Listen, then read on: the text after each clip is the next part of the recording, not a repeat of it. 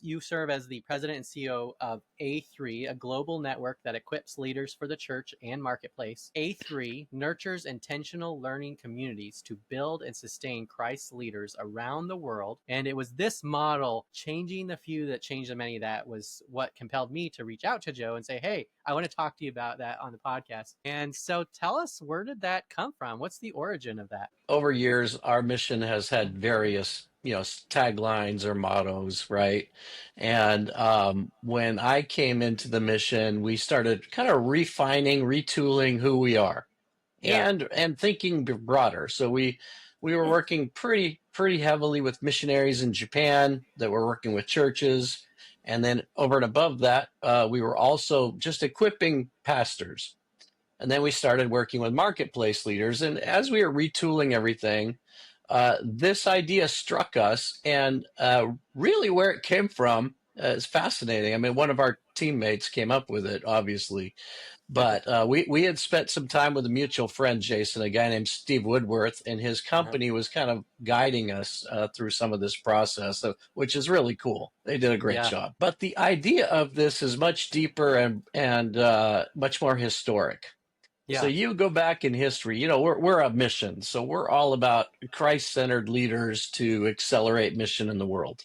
Yeah. And we look back at Jesus himself, and how did he do this? What was his strategy? And sometimes the way I like to frame it is I get in front of a group of business leaders and I say, what is the greatest brand in the world today?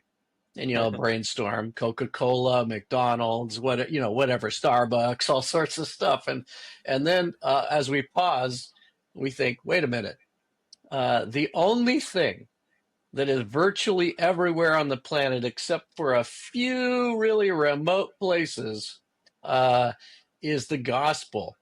The Church of Christ is everywhere. And so really, Jesus' work is the greatest brand on planet Earth. There's nothing that compares. Yeah. Okay, so what was his strategy? And he had an alternative strategy. And so this is fascinating because you look at the life of churches today, and oftentimes guys like me, I'm a pastor, we aspire to have the biggest church on planet Earth or whatever, right? And but Jesus didn't work that way. In fact, very few of the stories Jesus tells are with large crowds.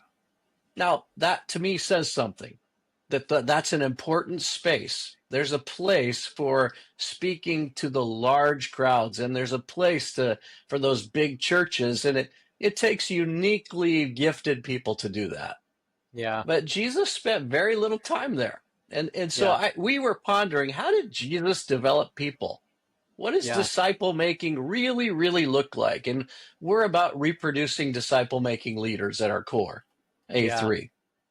So, and would you just define that a little bit? Like when you say, what do you define as a disciple in that regard? Yeah, a disciple is someone who follows Christ. So it's not just someone that goes forward and raises their hand and says, yeah, I'm in, salvation plan, I'm good for eternity. It is truly somebody who is following in the footsteps of Jesus. It's not just a decision you make and then, okay, I'm good. It's really a commitment to look at his teachings and say, I want to follow this guy, this Messiah, this, not just thought leader, but a change agent, someone who really turned the world upside down. I mean, I don't think anything else compares to Jesus' influence on the planet.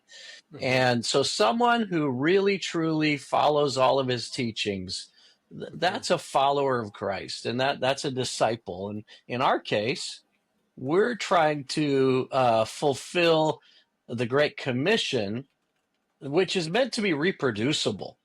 So it's not just a decision, like I said earlier, and it's not just I want to grow to be a follower. Rather, it's someone who reproduces that in others. It's a multiplying factor. And so when we look at this story, back to the big, Jesus, where did he spend his time in leader development, right? He had a few stories with the big crowds. He had a few more stories teaching and preaching in synagogues. But where did he spend most of his time? He did it with 12 people. Yeah. He said, and then he even had some smaller subsets, sometimes groups of three and sometimes one-on-one. But a big portion of his time was walking with 12. And so when we say changing the few who change the many, we're trying to follow in Jesus' footsteps. And our niche within developing leaders and reproducing disciple making leaders, Hmm. we think we're in that niche that is focused on the 12. Now, Yeah. sometimes we fudge on that. Sometimes we go to just 8 or 10. And other times we go up to 20. It's a little Yeah. too much, but we do that. And so every one of those is important.